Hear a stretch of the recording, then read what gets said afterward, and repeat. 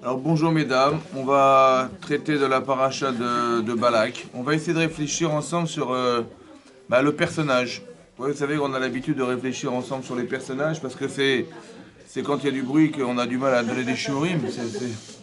C'est comme ça. Et donc on demande 5 lances avant le silence. Alors, réfléchir au personnage. Voilà, au personnage. On a un personnage spécial ici, c'est Bilham. De savoir, d'abord on va essayer de définir, et après voir comment Hachem il intervient. Comment il intervient dans la vie de Bilham.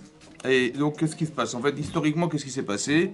Donc les d'Israël arrivent en conquérant, ils ont gagné la guerre contre Og Melech HaBashan. Et Og Melech HaBashan était le protecteur de Balak, qui était le roi de Moab, qui avait été nommé récemment roi de Moab.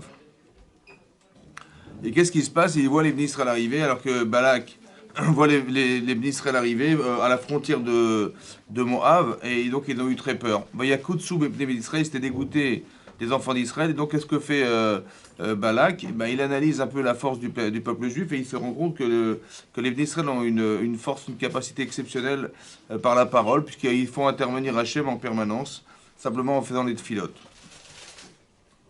Et donc il va essayer de trouver une arme, quelqu'un qui a une arme similaire. Il va trouver un homme qui s'appelle Bilham, qui est un sorcier, ouais, mais qui est aussi un savant, qui est quelqu'un qui a des pouvoirs exceptionnels, puisque c'est marqué dans la Torah, Lokam Israël, qui est Moshe Od. Lokam Israël, il ne se tiendra jamais plus un homme comme Moshe Rabbeinu dans le peuple juif. Et on nous dit dans le club peuple juif et pas dans le monde, pour dire que dans le monde, il y a eu un autre homme qui avait une force aussi importante, qui était Bilham. Donc on voit qu'il était exceptionnel. Il était capable de calculer l'instant où Hachem se met en colère, dit la Gemara. Donc ça veut dire c'est des millièmes de seconde.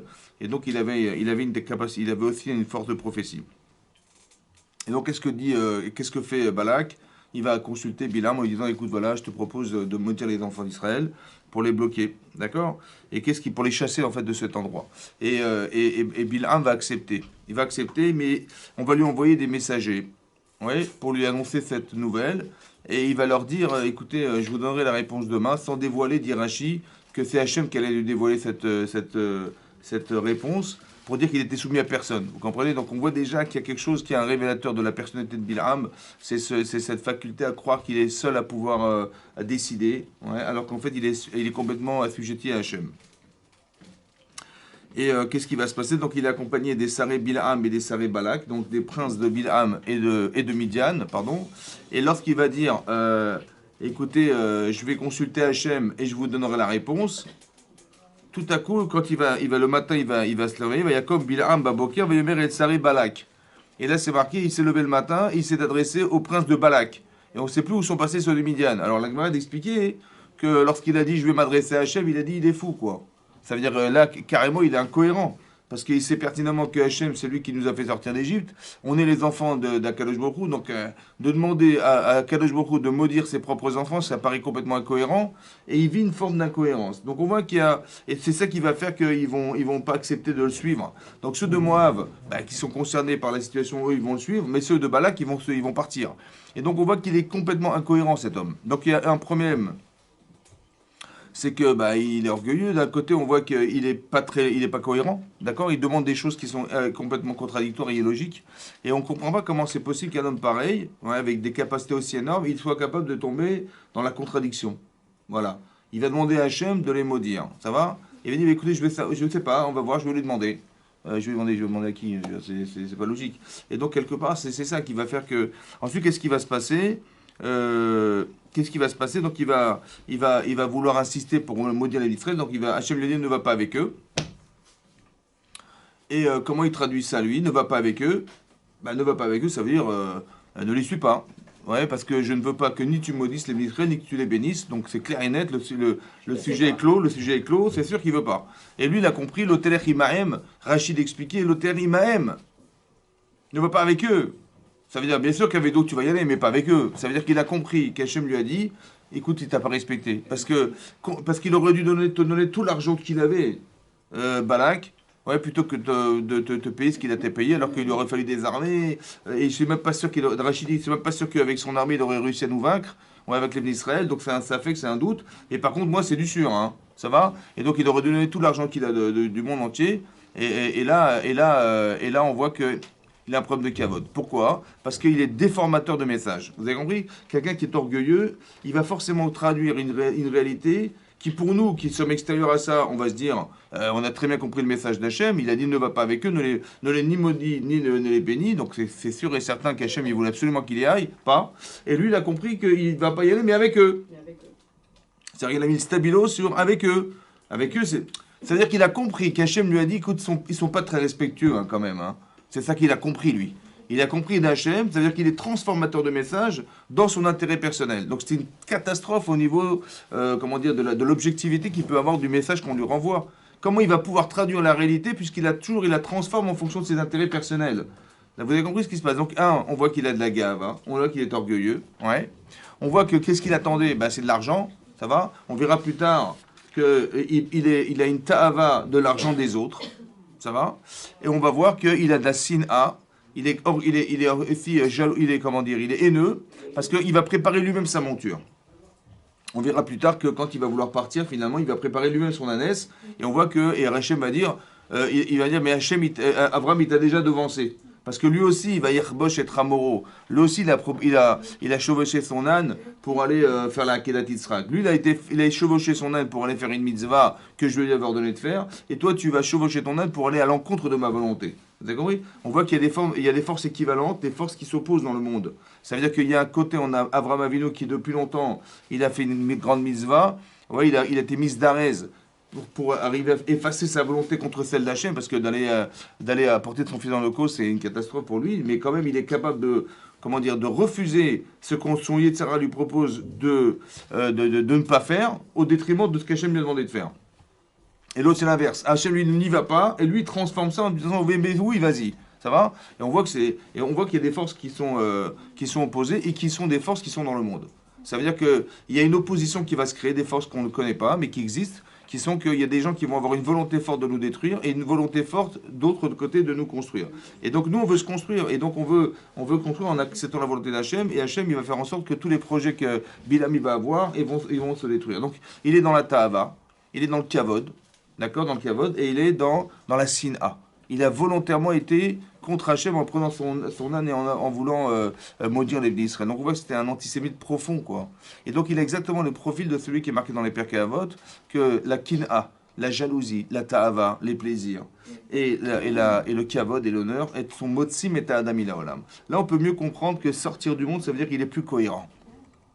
On peut même pas, essayer d'envisager de l'aider, c'est très difficile. Et donc, qu'est-ce que fait Hachem? Voilà, qu'est-ce que fait Hachem? C'est marqué qu'au départ, il lui dit n'y va pas. Ça va. Après, il lui dit n'y va pas. Après, qu'est-ce qu'il fait? Bon, comme il insiste, il y a un autre principe qui existe dans la Gemara, que Bederer Shadam Rotzelelech Molichimoto. Si quelqu'un il a choisi ce chemin, on le laisse faire. Donc, on ne le prive pas de la liberté d'avoir fait ce choix, même si c'est un faux choix. Ça veut dire qu'Hachem, au départ, il va essayer de l'empêcher en lui disant n'y va pas. Il a mal traduit, il a traduit à sa façon. Alors Hachem, il va lui, il va le laisser partir. Mais il va lui dire attention, attention, tu ne pourras dire que ce que je te demande. Ça veut dire qu'au fond, ta volonté, elle sera complètement confondue à la mienne. C'est-à-dire que même s'il avait la volonté de maudire, malgré tout, il ne pourra pas dire autre chose que ce qu'Hachem a décidé. Ensuite, c'est marqué qu'il va prendre son âne, donc il va partir, finalement il va y aller, puisque Hachem lui donne le permission de partir, il y va, et là tout à coup Hachem lui envoie un ange. Et là il se met en colère, Hachem, Vaïcharaf Hachem. Donc l'expression de la colère, ça veut dire que c'est pas ce qu'il espérait.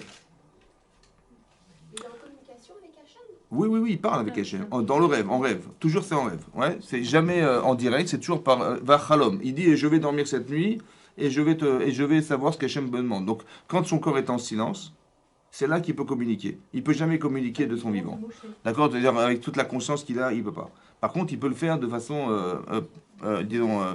prononcée dans le sens dans son sommeil. C'est là qu'il va réussir à le faire. Et donc, qu'est-ce qui va se passer? Comment vous dire? Donc, qu'est-ce que fait Hachem? Il envoie un ange. Un ange avec un... Donc, il a un sabre dans la main. Et Rachid expliquait qu'il a voulu utiliser la parole pour nous détruire. Ça va? Alors qu'en vérité, sa parole, c'est le sabre. C'est sa façon de fonctionner, c'est le sabre. Il a voulu utiliser la nôtre contre sa volonté. Alors Hachem dit, je vais inverser. Et finalement, il a voulu utiliser la parole contre nous. Et sinon, il a été assassiné. Vous savez, dans la parashat Matot, c'est marqué qu'il a été assassiné, Bilam. D'accord? Et donc, on retrouve le sabre. Donc, on voit qu'il va retrouver finalement sa fonction qui est celle d'utiliser la violence au détriment de la parole. Mais parce qu'elle n'était pas adaptée. S'il avait encore encouragé à ce que la parole puisse être positive, il aurait encouragé, ça aurait été possible. Mais là, il a mal utilisé la parole, il aurait dû utiliser ça, et c'est comme ça il est décédé. Qu'est-ce qui va se passer? Donc, il va lui envoyer un ange. Hein? Rocher, quand au lieu de parler Rocher, il l'a frappé. Ouais, c'est vrai. C'est aussi l'inverse. Voilà. On voit qu'il a mal utilisé. Mais quelque part, ce que je voulais dire par là, c'est qu'il va envoyer un malach, un ange. D'accord? Et cet ange, en fait, lui ne le voit pas, mais son ânesse la voit. Ça va? Voilà. Et donc, qu'est-ce qui se passe? Donc, il est sur un chemin et elle voit cet ange, cette ânesse, elle est complètement estomaquée devant ce qu'elle voit et elle essaie d'échapper. Et donc, elle va le frotter à 3 reprises, ouais, contre un mur. À chaque fois, il y aura quelque part un mur, ouais, et il y aura un muret qui va longer le chemin et elle va le cogner à chaque fois à droite, à gauche, 3 fois. Pourquoi 3 fois, Rachidi? Parce que tu veux empêcher les enfants d'Israël d'exister pour fêter les 3 régalim, les 3 fêtes, ouais, Pessah, Shavuot et Sukkot. Alors, 3 régalim, il est Shalosh régalim, c'est pas marqué 3 fois. Régalim pour dire 3 fois. Et en fait, il y a des allusions pour dire que tu voulais empêcher, alors tu vas être frappé parce que tu voulais empêcher que soit. Et qu'est-ce que fait cet âne? Qu'est-ce que fait, Balak? Il prend son bateau, il le frappe. Ouais, il le frappe. Il dit, mais si j'avais simplement eu un sabre, je t'aurais tué. Ça va? Mais non, Rachidi, devant les princes de Moab, il a dit, si j'avais eu un sabre, je t'aurais tué avec ce que tu m'avais. Il dit, si déjà une ânesse, il n'est pas capable de la tuer qu'avec un sabre et pas par la parole, alors comment voudriez-vous qu'il arrive à détruire le peuple juif par la parole? Vous avez compris? Et donc, en fait, qu'est-ce que fait Akadosh Baruch Hu? En fait, il lui fait honte. Ça va? Maintenant, qu'est-ce que peut... Alors, il lui fait honte. Donc après, on va essayer de réfléchir pourquoi c'est sous cette formule-là. Il lui a fait honte quand il a dit, écoutez, je vais demander à Hachem, je vais voir ce qu'il va me dire. Il dit, mais quoi, on voudrait lui faire honte parce que les gens vont partir. Les gens, les sarés Midian, les princes de Midian, ils vont dire, mais je comprends pas. Il s'adresse à Hachem pour détruire les enfants d'Israël qu'il a lui-même sauvés. Vous avez compris? Et donc, ils ont compris. Donc, il aurait dû avoir honte de ce qui se passe. Hachem, il veut créer la honte, en fait. Ouais. Et donc, il va la provoquer d'une autre manière avec l'ânesse. C'est-à-dire que l'ânesse, elle est capable de voir ce qu'il ne voit pas. Et qu'il est obligé de l'empêcher de le faire souffrir, ouais, en la tuant avec un sabre. Vous comprenez? À 3 reprises. Et qu'est-ce qui va se passer? Il va y avoir un miracle. Un truc incroyable, que l'ânesse, elle va parler. Ouais. Et ce miracle-là, Pi Haaton, il fait partie des 10 miracles, des 10 choses qu'avait Hachem prévues avant la fin de la création du monde. Je ne sais pas si vous vous rendez compte de ce que ça veut dire. Ça va? Ça veut dire qu'il y a Assarat, il y a 10 choses qui ont été, Pi Haaton, Pi BR, etc., qui vont être organisées avant même la finalité de la création du monde, notamment ce miracle-là que l'ânesse, elle va parler. Ça va? Et elle va dire quoi? Elle va dire une chose effroyable, elle va dire, mais je comprends pas, mais tu m'as toujours chevauché tout le temps. Ouais, depuis que, est-ce que je t'ai jamais fait, je t'ai toujours fait du mal, du bien, je t'ai toujours fait, et pourquoi tu veux me frapper? Il a reconnu. L'Agman dans Avodazara dit, mais tu m'as toujours chevauché. Ça veut dire que Chazé Shalom, il faisait des choses gravissimes avec les animaux. Ça va, vous avez bien compris, l'allusion. Ça veut dire, regardez le personnage dont on parle ici. Ça veut dire que nous, on voit, vous avez d'un côté Moshe Rabbeinu et vous avez de côté Bilham. Regardez le personnage que ça représente. Ouais, il a la tava, le kavod, il a tous les défauts du monde. Il fait de la zoolophie carrément. C'est un homme exceptionnellement horrible. Et on voit que Hachem, il s'adresse à lui bizarrement. Ouais. Et d'un côté, on voit qu'est-ce qu'il essaye de faire pour le sauver. Vous comprenez? Il a fait un miracle. Pourquoi il a fait ce miracle à votre avis? Pourquoi il a fait que la naisse, elle puisse parler? Bah pour l'empêcher d'aller maudire. On est bien d'accord? Mais vous auriez été Hachem, vous seriez occupé de ce genre de personne, vous? Hein? Vous auriez fait un miracle qui a été préparé depuis l'avant la finalité de la création du monde pour s'occuper de ce genre de personnes? Hein? On aurait fait un miracle pareil pour s'occuper de ce genre de personnes? Et on voit que quoi, hein? On voit que quoi qu'Hachem, il a fait ça, hein? Mais non, est-ce que les Israël qui étaient dans le désert étaient au courant de tout ce qui se passait là? Hein? Ben non. Ça veut dire qu'est-ce que vous apprenez de là? Hein? On apprend qu'est-ce que peut faire Hachem dans le dos, quoi. On se rend pas compte de ce qui se passe autour de nous, vous avez compris. Mais ça, c'est entre lui et Hachem. Nous, on n'est pas là-dedans. On n'est même pas au courant que Bilam, il veut nous maudire, qu'il veut nous détruire, que Balak, il a décidé de nous détruire. On n'en sait rien. Ça veut dire qu'on est dans la jungle. Et que Hachem, il s'occupe de nous défendre. Mais pourquoi il fait des choses pareilles pour cet homme?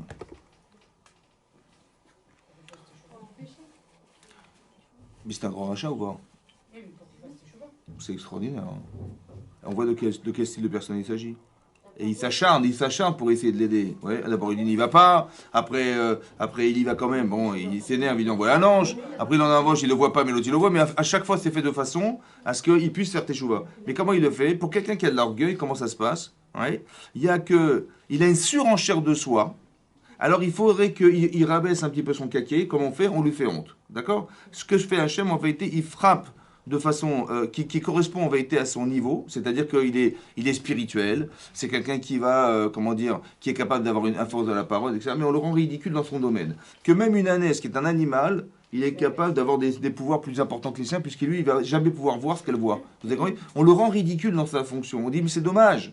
Tu aurais pu faire de toi quelque chose d'énorme, et au détriment de tes pouvoirs, au détriment de ce que tu es, ouais, de ce que tu as choisi d'être, tu aurais pu être autre chose. En fait, pourquoi? Parce que Rachid expliquait, finalement, comment ça fait qu'Hachem, il s'est adressé à ce rachat, qui était un rachat comme ça, Bilam, c'est un rachat.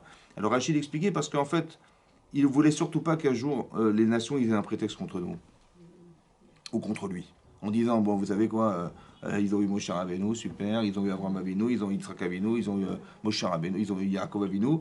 Nous, si on avait eu des gens pareils, des Nevi'im pareils, on aurait été, bien sûr qu'on aurait accepté la Torah, évidemment, qu'on aurait été formé par ces gens-là, on aurait accepté la Torah.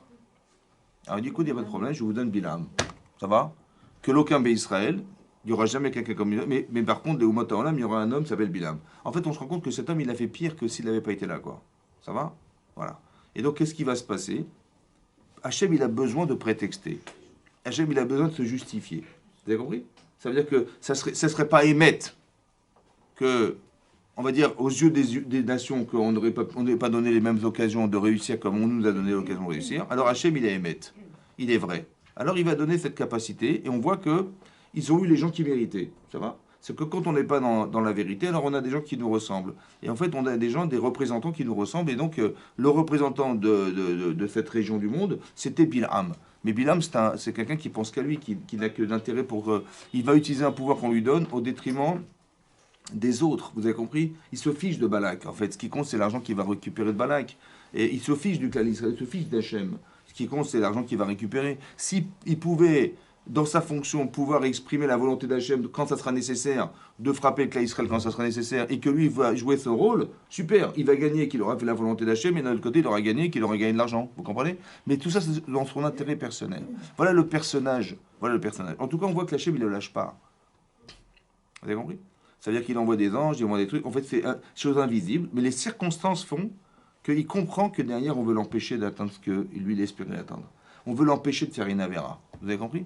Ça veut dire que l'objectif qu'Hachem il a, c'est que quand on n'a pas su utiliser son potentiel, c'est de recadrer la personne. Ouais, de l'empêcher d'atteindre quelque chose qui est dans sa volonté, mais qui est fausse. On veut nous ramener à la vérité. Laquelle? La nôtre. Vous avez compris? Donc ce que fait Hachem, c'est ça. Quand il se met en colère, ça veut dire que c'est pas qu'il est fâché contre soi. Non, c'est qu'il est fâché contre le choix qu'on a pu faire. Vous comprenez? Il dit c'est dommage, alors on va essayer de les bloquer, on va essayer d'empêcher, on va essayer de l'orienter autre part. Ouais, on va nous parler, on va nous dire. Vous comprenez comment ça marche? Voilà le travail que fait Hachem. Donc, ce que fait Hachem, il n'est pas là pour nous punir, il est là pour nous orienter, il est là pour nous faire réfléchir. Vous avez compris? Vous voyez toutes les démarches qu'il a pu faire. Il a fait des miracles incroyables qu'il avait préparés depuis la création du monde pour nous dire écoutez, c'est ça le principe. Ça va? C'est un personnage particulier, Bilam, c'est un grand rachat, mais d'un autre côté, Hachem, il ne s'adresse pas au rachat parce qu'il veut le ramener à sa propre réalité. Il s'adresse à la véritable personne, Hachem. Quand on veut nous faire teshuva, c'est de nous ramener à l'idée qu'on n'est pas les personnes qu'on avait crues. Ça va? En fait, il y a quelqu'un d'autre qui devrait être nous et qui n'existe pas. C'est elle, c'est la personne, c'est elle qu'on voudrait faire vivre. Et donc Hachem, qu'est-ce que fait Hachem? Il envoie des situations qui nous amènent à penser que le choix qu'on a fait était faux. C'est tellement vrai que même un type pareil, on s'en occupe. Vous avez compris ce qui se passe? Voilà. Ça va? Donc ça veut dire que quand vous voyez des gens qui ne sont pas dans la vérité, dans la Torah ou dans les mitzvot, je ne sais pas, où on peut avoir des propres enfants qui peuvent se rebeller, je ne sais pas, ou qui ont... Est-ce qu'on va s'adresser à eux? On va s'adresser au rachat qui est en face de soi, qu'on estime être rachat? Alors comment on va s'y prendre? Aux fautes qu'il fait, c'est on dit même dans les délits, il ne faut pas s'attaquer, il ne faut pas anéantir leur rachat, mais les fautes que... Alors justement, c'est marqué l'otamu, il est marqué itamu chataim. Itamu, c'est quoi itamu? Ils vont disparaître, chataim mina aretz, les fautes de la terre, urshaim odenam, alléluia. Urshaim. Et les Hachem Odenam, ils ne seront plus. Alléluia. En fait, vous savez qu'il y a une Gemara dans Brachot, là-bas, la Gemara dit que Rabbi Meir, il avait des voisins horribles. Ça va? Il lui faisait des tsarot, des souffrances en permanence. Qu'est-ce qu'il a voulu? Il a voulu prier pour qu'il meure. Et sa femme, elle lui a dit, mais c'est marqué Itamu Chatay Minaretz. Urshem Odenam. Lui, qu'est-ce qu'il a compris? Ils vont disparaître les fauteurs et les Rishem n'existeront plus. Donc, les fauteurs, il a compris, parce qu'il a prié pour que. Il a pas marqué les fauteurs, il a marqué les fautes. Donc ça veut dire quoi, Itamu Chataim? Que disparaissent les fautes. Et maintenant les fautes vont disparaître, donc ils vont faire teshuva, et il n'y aura plus de Rishaim. C'est comme ça qu'il faut le comprendre, pas le contraire, en disant on va éliminer les Rishaim, les fauteurs, et donc il n'y aura plus de Rishaim dans le monde, puisqu'on sera débarrassé. C'est pas ça qu'il a dit David Améler. Il a dit qu'il faut se débarrasser non pas de la personne, mais de la faute. Le problème, c'est que nous, on a du mal à faire la différence entre la faute et le fauteur. Pour nous, on voit plus le fauteur ou la faute? Le fauteur. Ouais. Ah ouais, on dit, ben ouais, c'est un rachat, celui-là, va le voir. En fait, c'est faux. Comment il faudrait voir maintenant, dorénavant? Mais comment je vois la personne? Parce que j'ai du mal à faire la différence entre le fauteur et la faute. Hein? Ben, j'ai jugé, je peux pas faire autrement que le juger. Non, mais juger, ça veut dire que, il y a une différence entre juger et condamner? Ben, je le juge. Ah, je l'ai jugé. Est-ce que je l'ai condamné? Non. C'est pour ça qu'il faut faire la différence entre, vous avez porté un jugement sur la personne, c'est un rachat, c'est vrai, mais je ne veux pas le condamner. Je vais l'aider. Et comment on va faire alors? Comment je vais faire pour arriver à changer une personne qui pour moi est un rachat? Vous avez vu comment Hachem procède ou pas? C'est comme ça. Il faut arrêter de regarder les gens comme étant des... Il faut les regarder comme étant des fauteurs, mais pas des condamnés. En lui annonçant le bon de ce qu'il aurait pu faire. Mais pour ça, il faut d'abord accepter ça déjà dans sa tête. Parce qu'en général, vous savez, il y a des gens qui vont vous traduire, il y a marqué « Oave Hachem, Sinora ». Ceux qui aiment Hachem, ils haïssent le mal. D'accord? Mais les gens pensent que le mal, c'est la personne. Non, le mal, il y a marqué... Il ne faut pas que tu supportes le mal, pas que tu ne supportes pas la personne. Il ne faut pas supporter le mal. C'est-à-dire que le choix qu'il a fait, ça, j'en veux pas. Mais est-ce que la personne est le mal? Non, mais ça, il faut bien le distinguer dans votre cerveau. Ça veut dire qu'il faut faire la différence fondamentale entre la personne, entre ce qu'est la personne et ce qu'elle a décidé. Ça n'a rien à voir. En vérité, elle est tzadékette, la personne? Oui. Elle est tzadékette, c'est sûr. Koulam tzadikim. Seulement, il a fait le choix du rachat. C'est dommage. Vous avez compris ou pas? Donc moi, qu'est-ce que je dois faire? Est-ce que je dois lui dire que c'est un rachat? Ou je dois lui dire, mais c'est dommage, tu es un tzaddik, c'est dommage que tu aies fait ce choix. Vous avez compris ou pas? De le ramener à la raison. C'est ça qui est difficile. Mais c'est ça qui est difficile. D'où on voit que c'est comme ça. Parce que la différence entre Abraham et Lot. Ouais. Hachem, il dit il s'adresse à Lot, il dit écoute, ça va pas du tout. Ouais, les gens qui habitent la terre sont corrompus. Et écoute, bon, j'ai un projet. Voilà, tu vas préparer une arche de Noé pendant 120 ans. Voilà, je te laisse 120 ans. Mais je dis pourquoi une arche? Parce qu'ils vont voir que tu vas fabriquer une arche, ils vont comprendre. Normalement, ils devraient comprendre que si ça continue comme ça, le monde va se détruire. Voilà, ça sera la fin du monde. À toi de les convaincre que c'est la fin du monde. Tu as 120 ans pour le faire. Si ça continue comme ça, et si au pire ça continue comme ça, les gens qui vont y échapper, ils rentreront dans l'arche de Noé et ils échapperont à l'inondation du monde. Voilà ce qui va se passer. Ok, donc qu'est-ce que fait Noé? Il fabrique l'arche de Noé. Les gens ils disent mais qu'est-ce qu'il fabrique? Il dit voilà, je fabrique un bateau, 150 mètres de long, 30 mètres de 15 mètres de hauteur, 30 mètres de large. Voilà, c'est pour vous dire que Dieu il va déclencher le déluge si ça continue. Bon, ça a duré 120 ans. Est-ce qu'il y en a un qui est rentré dans l'arche de Noé, qui a dit peut-être il a raison, on sait pas. C'est marrant, il n'a pas réussi à convaincre une seule personne, c'est incroyable quoi. Hein? Il n'a pas réussi. C'est intéressant, mais pourquoi il n'a pas réussi? Ça c'est intéressant de comprendre. Après, je lui ai dit écoute, dans une semaine, je déclenche le déluge. Il a dit dans une semaine, je déclenche le déluge. Il a attendu une semaine supplémentaire pour déclencher le déluge. Qu'est-ce qui s'est passé? Noah, il a dit ok, donc il a fait ce qu'il avait à faire. Et quand il a vu le déluge se déclencher, il est marqué, il est rentré dans l'arche de Noé, mipne mea maboul, à cause de l'eau du maboul, pas à cause du déluge, à cause de l'eau du déluge. Ça veut dire, Rachid expliquait, ma'amin velo ma'amin. Ma'amin velo ma'amin, ça veut dire que il était en ma'amin que Dieu lui avait dit qu'il allait détruire le monde, mais pas ma'amin que c'était possible.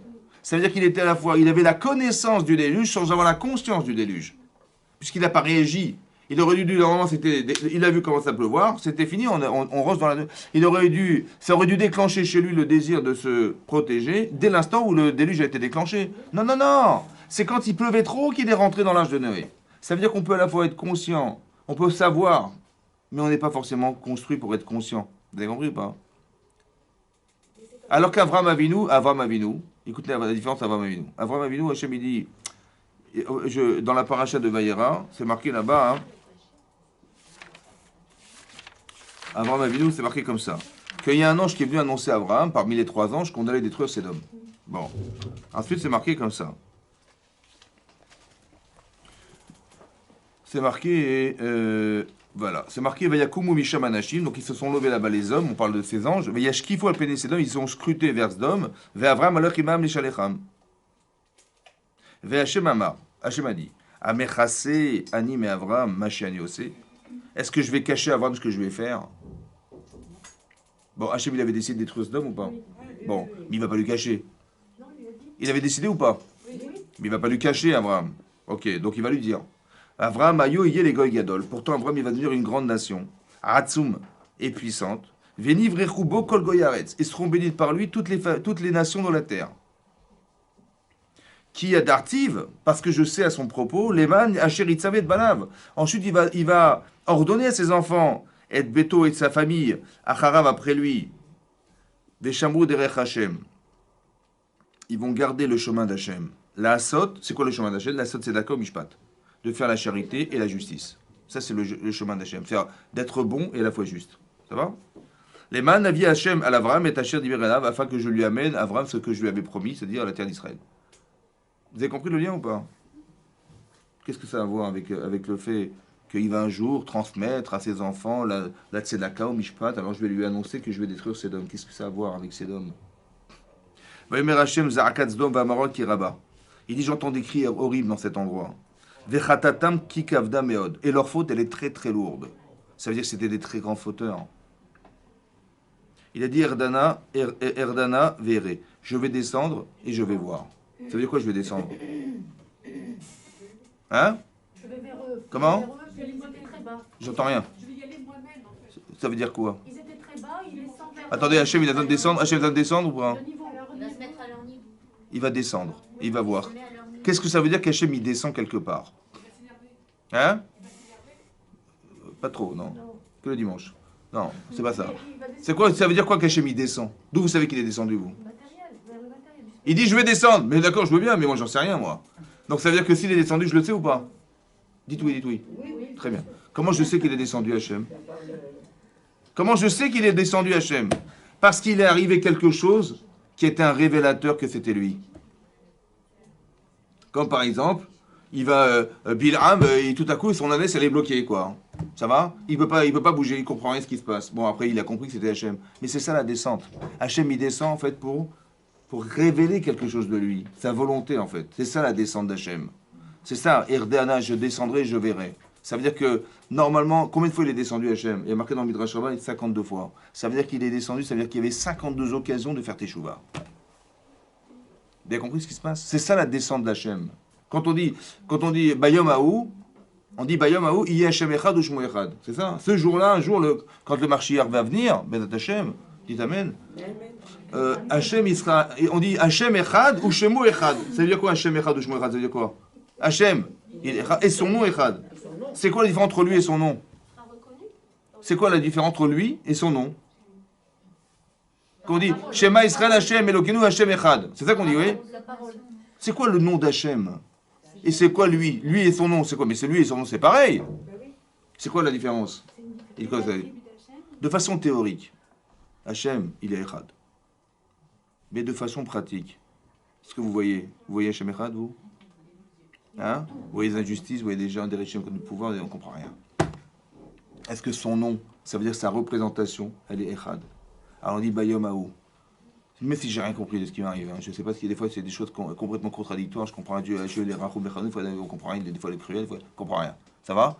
On dirait, on t'expliquera que Shemo Echad, ce que tu vois, son nom, ce que tu désignes de lui, en fait il est Echad. On t'expliquera qu'il n'y a pas de contradiction. Ça va? Donc c'est ça la différence. Donc Erdana, je descendrai, c'est ce que tu vas voir. C'est ça le nom d'Hachem. Tu vois, c'est, ah, ça, il m'est arrivé, Mina Shamaim, il m'est arrivé un truc, Mina Shamaim. Donc ça veut dire qu'il s'est révélé à toi, c'est ça son nom, ça va? Voilà. Donc il a dit comme ça, il a dit je vais descendre et je vais voir. Aketsa Akata Baelai. J'entends un cri, quel cri il a entendu Hachem? La fille De Lot. Pourquoi? Parce que la fille de Lot en cachette, elle avait un pot de miel sur elle, et en cachette, elle a fait de la charité, en cachette. Ils l'ont surpris en flagrant délit, qu'est-ce qu'ils ont pris? Ils ont pris le pot de miel, ils l'ont déversé sur elle, elle s'est fait piquer par des abeilles, des machins, elle est morte en criant horriblement. Voilà ce qu'ils ont fait. Et ce cri-là, c'était insupportable. Il dit, si ce cri que j'entends est vrai, à ce cas-là, je détruirai. Et sinon, je saurai. Je saurai quoi? Je sais pas. Il dit, si ça s'avère, c'est bon, sinon je saurai. Que je saurai. Que je saurai. Je saurais qu'il y a encore des tzadikim. Mais il le sait ou il ne le sait pas, Hachem? Ah, je crois que c'était Abraham. pardon. Non, c'est Hachem qui parle. Erdana ver'e. Aketsa bailai. Ce cri qui arrive vers moi, Asou Kala, si c'est vrai, je détruirai. Veimlo, et sinon.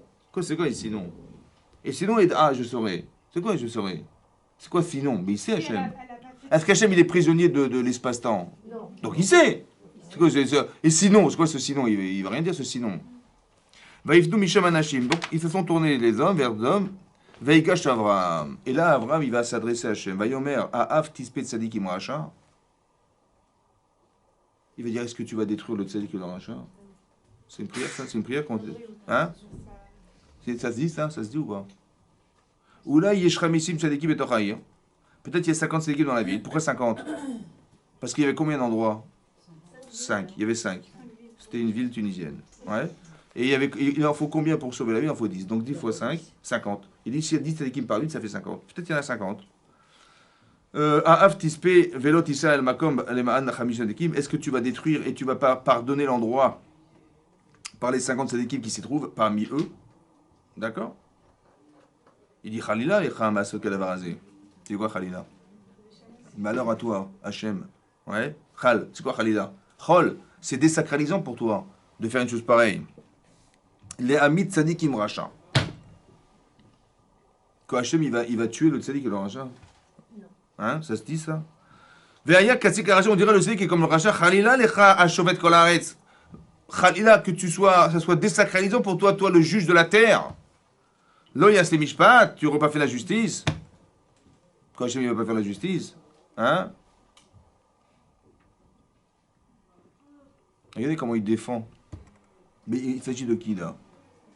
Non, mais il veut défendre qui? Les justes qui restent dans la ville. Non, il n'a pas dit ça. Non, vous allez voir, il a dit peut-être il y a 50 tzadikim, on va sauver les autres grâce aux tzadikim. C'est ça qu'il a dit. Donc il veut défendre les tzadikim ou il veut défendre les autres? Mais il veut défendre les Rishaïm. Mais Kavda Meod, ils sont des grands fauteurs. Mais est-ce que tu as envie, toi, de sauver ce genre de personnes, toi? Hein? Mais comment il faut voir les gens pour aller défendre à ce point des Rishaïm pareil? Vous avez vu la différence de discours entre Lot et... Est-ce que Lot, il a défendu? On dit il n'a pas prié. On dit Méhamaboul, les eaux du déluge. Pourquoi on l'appelle les eaux de Noir, pardon? Pourquoi les eaux de Noir? Parce que c'est comme si c'était de sa faute, quoi. Comme ça, les explications qu'on donne là-bas. Mais Noir, les eaux de Noir, comme si il n'avait pas joué son rôle, comment il s'appelle, Noir, il n'a pas prié vraiment volontairement pour les sauver.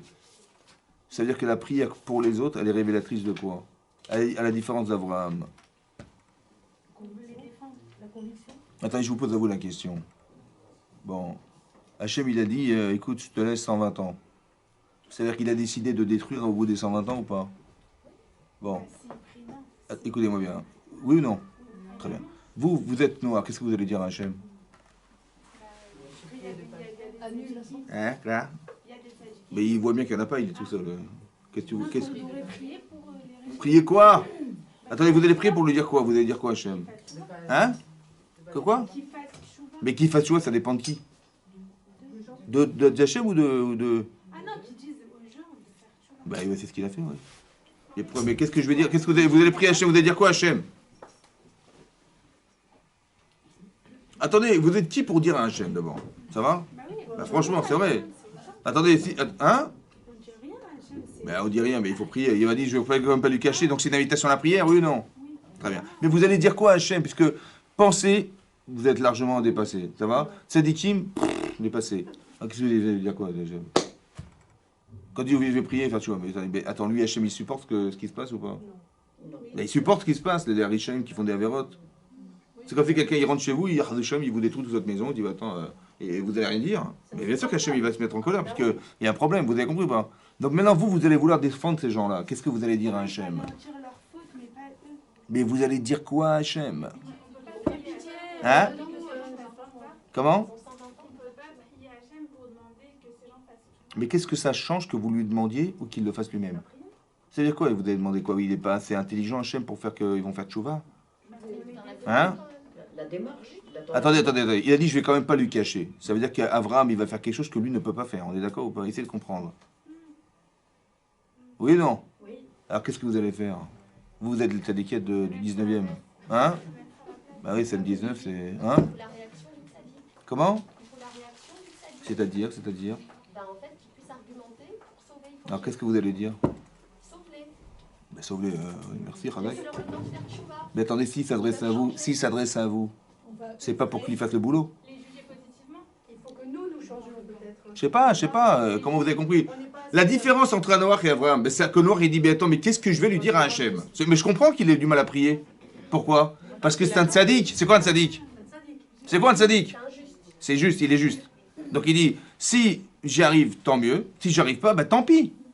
Mais bien sûr que tant pis, qu'est-ce que je fais? Qu'est-ce que je peux y faire? Attendez, ça fait 120 ans que j'ai fait l'Arche de Noé, j'aurais répété, même s'il a fait qu'une seule fois par jour. D'accord? Il y a combien de jours dans l'année? Fois 120 ans. Là, ça en fait un paquet de jours, hein. Ça va? Il a répété, même s'il a dit qu'une fois par jour, il a dit au moins 43 000 fois. S'il n'est pas convaincu. Attendez, il a dit qu'une fois par jour. S'il a dit 10 fois par jour, ça fait 430 000 fois. Bah, dis donc, ça va, je l'aurais dit, ils sont sourds, les types, hein. Mais il n'est pas convaincu. Mais j'ai compris, mais il ne le sait pas, lui.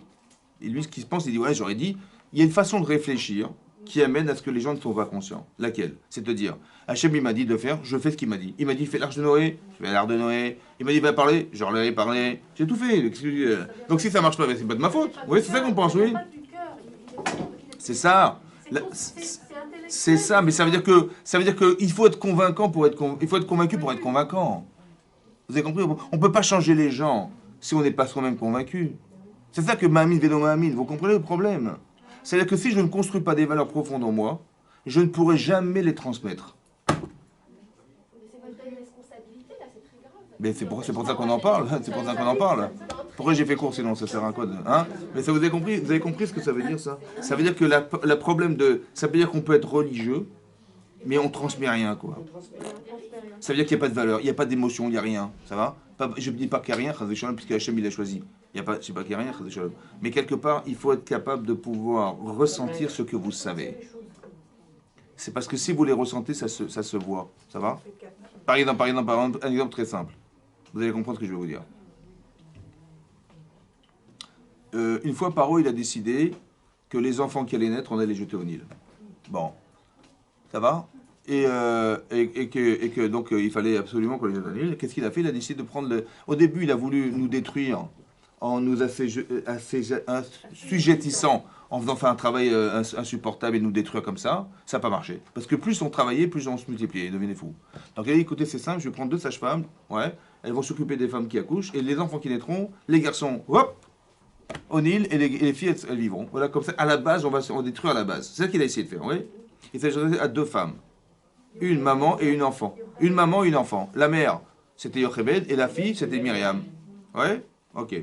Donc elle y va, ok. Elle lui dit, bah, écoutez, c'est simple, l'enjeu c'est quoi? Les garçons qui naîtront, vous les tuerez, et les filles, vous les laisserez vivre. D'accord?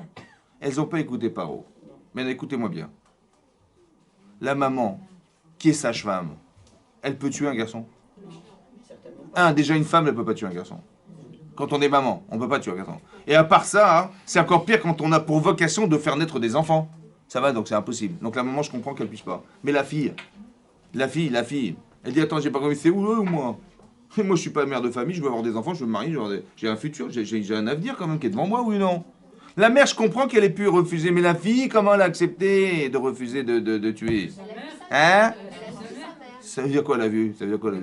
Maman elle est folle, attends, on se calme là, maman elle est folle, elle vit sa vie, moi j'ai la mienne. Attendez, écoutez-moi, elle avait quel âge Yochebed quand elle a fait ça? Quel âge elle avait? Elle avait juste 130 ans quoi, ça va? Ça va, elle a fait sa vie, bah, moi je suis une jeune enfant, je suis une jeune fille, moi j'ai ma vie, oh. Attends, est-ce qu'il n'y a pas un Yetzara de dire attends, moi je suis désolé, vas-y toi, mais moi j'y vais pas. Non, non, Il y a- parce il y a- qu'elle est arrivée à la convaincre. Mais comment c'est possible? Elle lui a transmis. Mais comment? J'ai compris, ça c'est des mots, mais comment ça se passe? La maman était convaincue, donc elle a vu la conviction. Par exemple, vos enfants, ils aiment le foot ou pas? Oui. Eh bien, ils veulent acheter absolument le t-shirt de Zidane.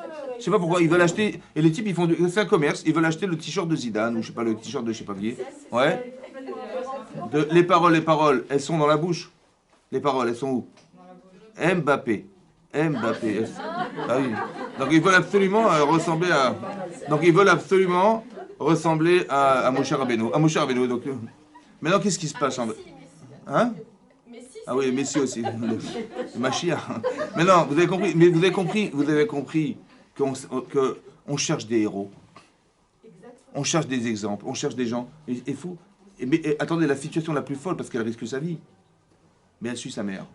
Pourquoi? Parce que ma mère, elle a eu un raisonnement ou elle a eu un comportement héroïque. Et bien on est aspiré par ça. Ça veut dire qu'on va dire, mais qu'est-ce qu'elle est en train de faire, sa mère? Elle est en train d'exprimer qu'au fond d'elle-même, la vie des autres est prioritaire sur la sienne. Et bien ça, c'est tellement spirituel que c'est une inspiration folle. Ça va? Et donc elle va suivre sa mère. Elle n'a même pas besoin de lui expliquer. Elle dit, mais maman, mais bien sûr, je te suis, vas-y, on y va. Vous avez compris? C'est-à-dire que si vous ressentez des choses très fortes, ça rayonne tellement autour de vous que vos enfants, ils vont courir vers vous. Vous avez compris ce que je veux dire? Alors que si vous dites, ouais, oui, on va essayer de voir. En fait, j'ai pas envie, hein, mais bon, je vais faire quoi? Parce que c'est on est religieuse, on est obligé. Donc, et donc, on donne des exemples en fait qui sont pas sincères. On le sent, ça se voit. Quelqu'un qui fait du cinéma, ça se voit. Ou quelqu'un qui n'est pas sûr de ce qu'il pense, ça se voit. Ça se ressent. C'est fou. Hein. Alors que la sincérité, ça se transmet. C'est pareil. Ça veut dire que Avram Avinu, comme Moshe Rabbeinu, pareil, il dit, mais écoute, c'est simple. Et Hachem, il dit, il dit, retiens-moi, je vais les détruire. Retiens-moi. Hachem, il dit à Moshe, il dit, mais écoute, mais si tu vas détruire le peuple juif, mais tu peux effacer mon nom de la Torah. C'est-à-dire qu'il va renoncer à tout le kavod qu'il a. Hachem, il dit, mais écoute, je vais faire de toi une nouvelle nation.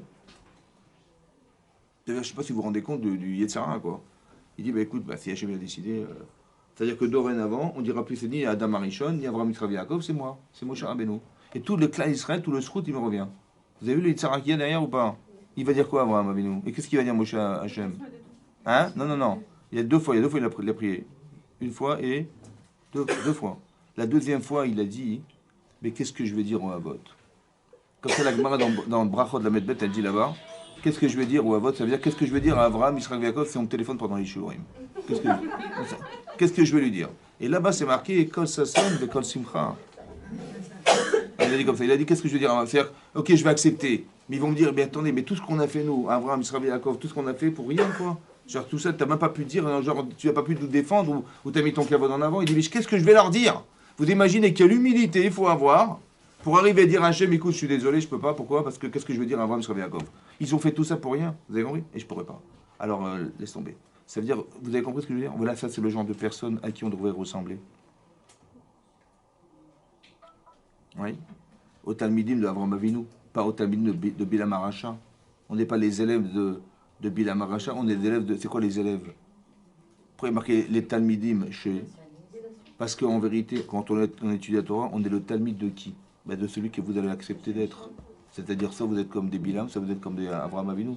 Mais il faut comprendre qui était Avraham. Ça va? Et Avraham, il va trouver des arguments forts. Mais on a l'impression qu'il est injuriant vis-à-vis d'Hachem. Il dit, comment tu vas quand même pas Halila de faire ça? On dit, qu'est-ce qu'on va dire de toi? Tu n'es pas le chauffeur de Haaretz. Il est violent dans son discours. C'est effroyable ce qu'il est en train de dire là. Oui ou non? Jusqu'où il va défendre ces gens? C'est des Rishaïm. Comment il va les défendre, ces gens-là? Vous savez pourquoi? Parce qu'il ne les voit pas comme des Rishaïm. Parce qu'un rachat n'existe pas. Un rachat, c'est un choix. Il dit de la même manière qu'il a fait un choix, parce que il s'est trompé, intellectuellement il l'a cru, ou alors il n'a pas les midotes qu'il faut. Alors je sais qu'il a un problème. Alors mon souci à moi, c'est d'essayer de lui apprendre à voir autre chose. De lui apprendre à être autrement. Tu cherches la gava, tu vas perdre. Tu cherches le kavod, tu vas perdre. Tu seras plus lucide. Tu vois bien ce que tu venais. Il te dit Hachem ne va pas avec eux, comment tu l'as traduit toi? Ne va pas avec eux. Évidemment, il faut y aller, mais pas avec eux. C'est-à-dire, tu t'arranges tout le temps avec ce qu'on te raconte, ça va? Et ça, c'est dangereux, ça. Alors tu veux que le kavod, il te fait. Hein. Si simplement tu pouvais raisonner autrement, en disant, soit un peu plus d'humilité, soit partage ta vie avec les autres, et donc de le transformer. Combien il faut de personnes pour transformer une ville comme Sdom? Hein? Vous savez ce qu'il a estimé Abraham? Il a dit il en faut 10. Et si, 10 par ville. Et si on n'a pas 10, 9 et toi, ça suffira. C'est comme pourquoi il n'est pas descendu au-dessous de 9? Parce que tout était vieux.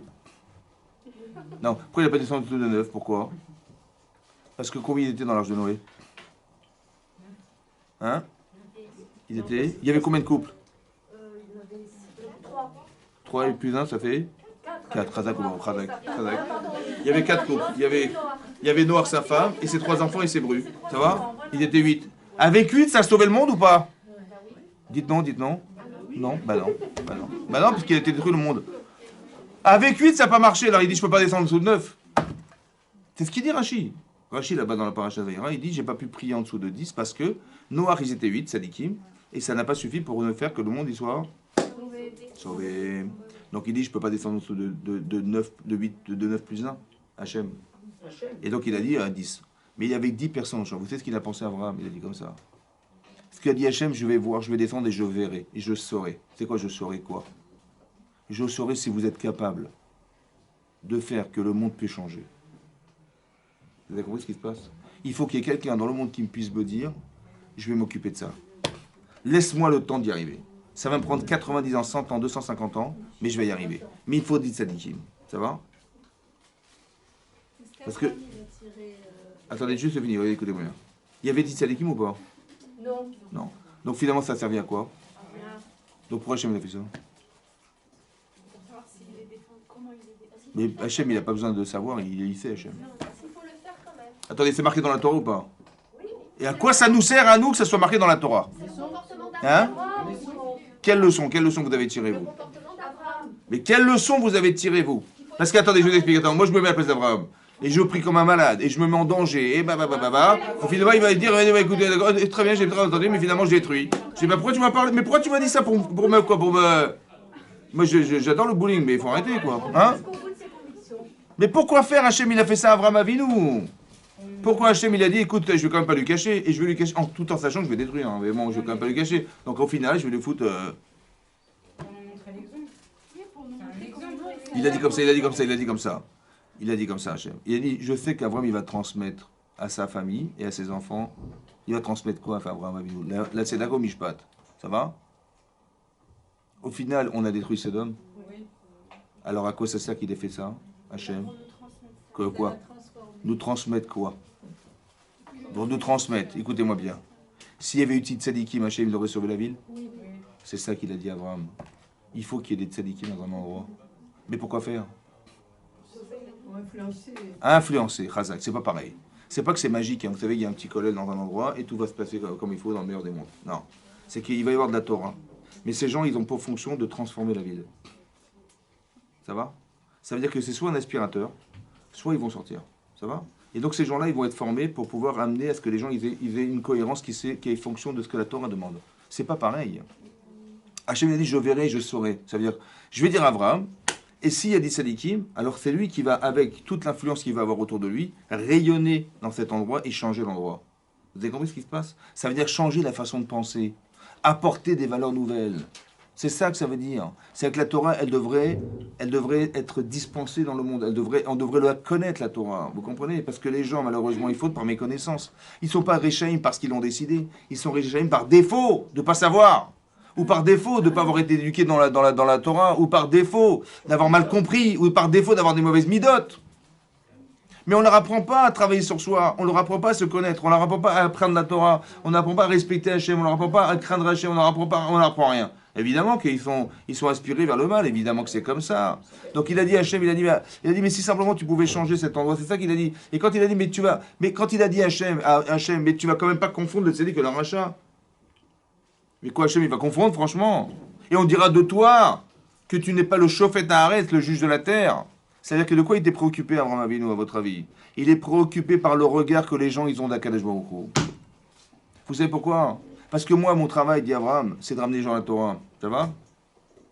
Mais non, si, parmi mes élèves, il a un cousin à Sédom. Ça va? Et il a fait tchouva, vous savez pourquoi? Parce que son cousin, il était traditionnaliste et lui était carrément... il dit, mais j'ai vu comment il pratiquait des choses, ça m'a donné envie. Et c'est pour ça que je suis venu vous voir, Abraham Avinu. J'ai voulu développer ça. Maintenant, si son cousin, il meurt là-bas, Alors que lui il pensait que c'était un tzaddik. Hein. Ça va? Qu'est-ce qui va se passer? Il va dire, ah c'est ça la religion, laisse tomber, ça m'intéresse pas. Ne casse pas mon travail. Ça veut dire que, on va dire de toi que tu n'es pas le Shofet Haaretz. Ça veut dire qu'il y a une façon de comprendre. Hachem, il a sa logique. D'accord? Mais est-ce que la sienne est la nôtre? Et nous, on risque de traduire en mal ce que lui a pensé en bien.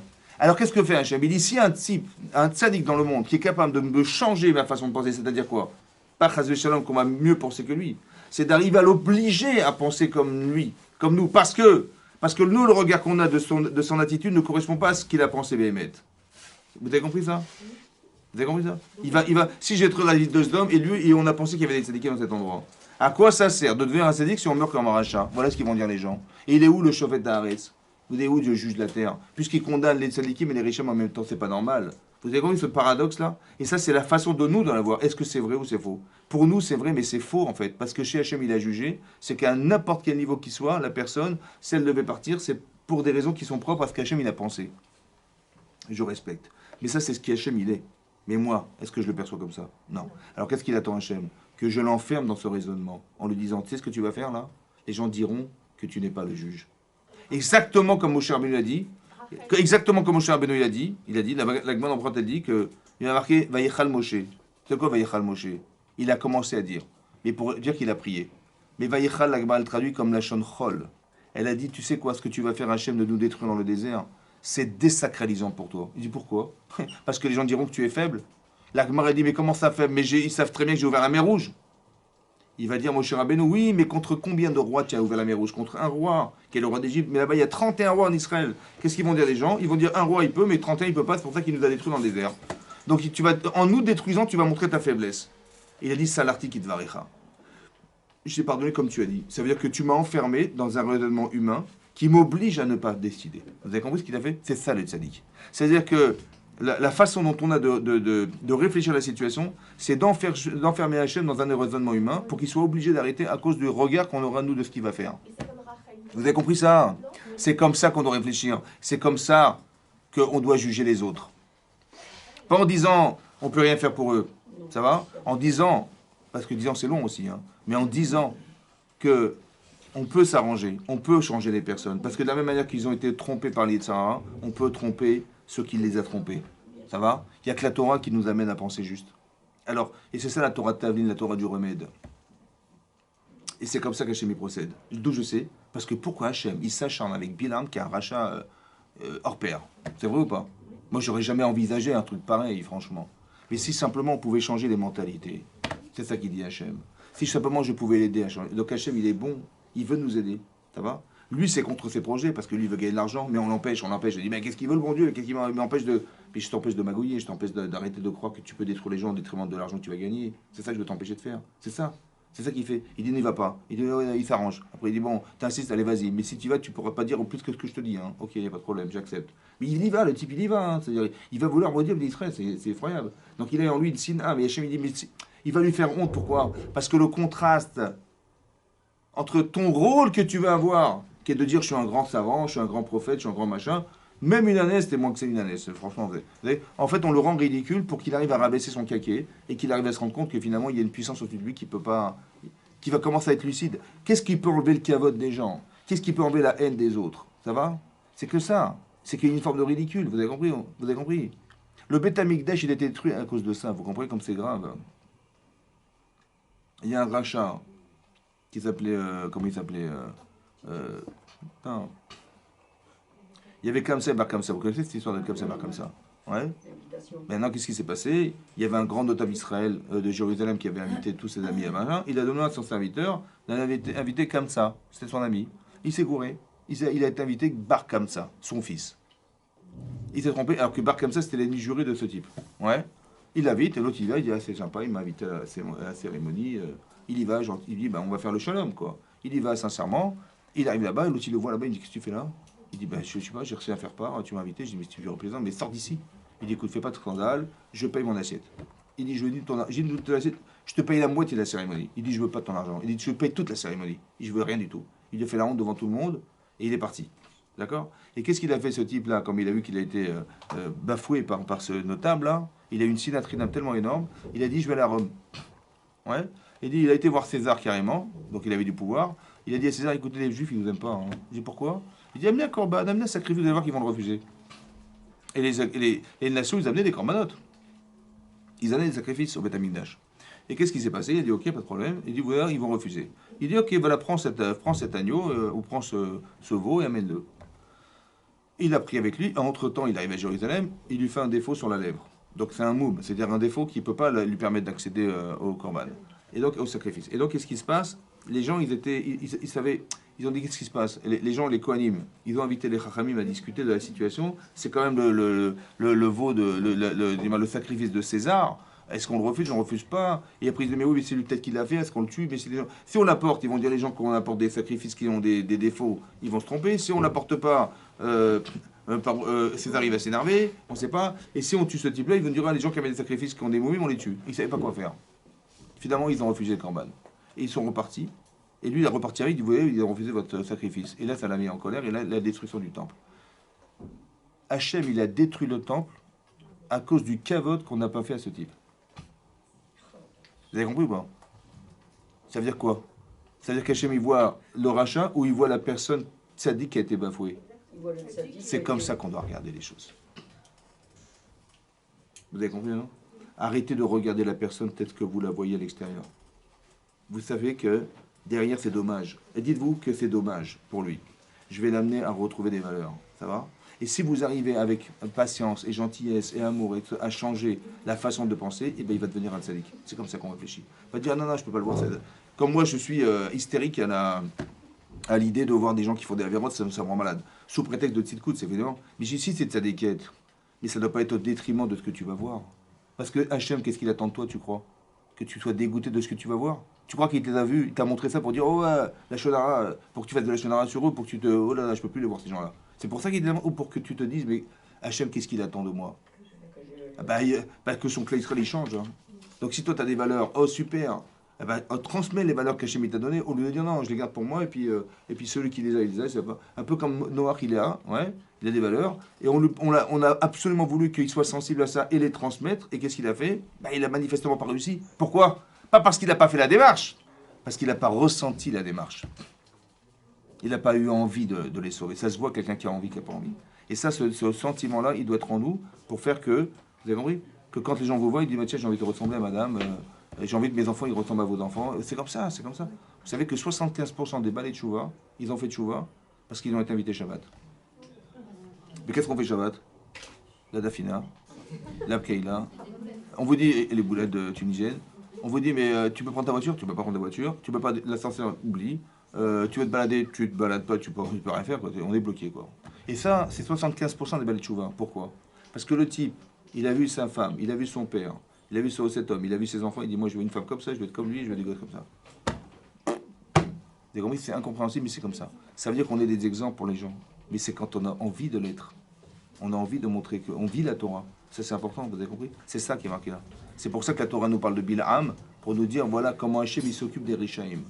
Mais c'est un exemple parce que on doit ressembler à Hachem. Donc il faut qu'on arrive à se manipuler le cerveau en se disant, c'est comme ça qu'on doit avoir la démarche. Voilà, on n'est pas dans le dégoût des gens, mais on est dans l'approche, parce qu'on fait partie d'un ensemble qui est le Israël, comme ça. Chazak ou Baruch, mesdames.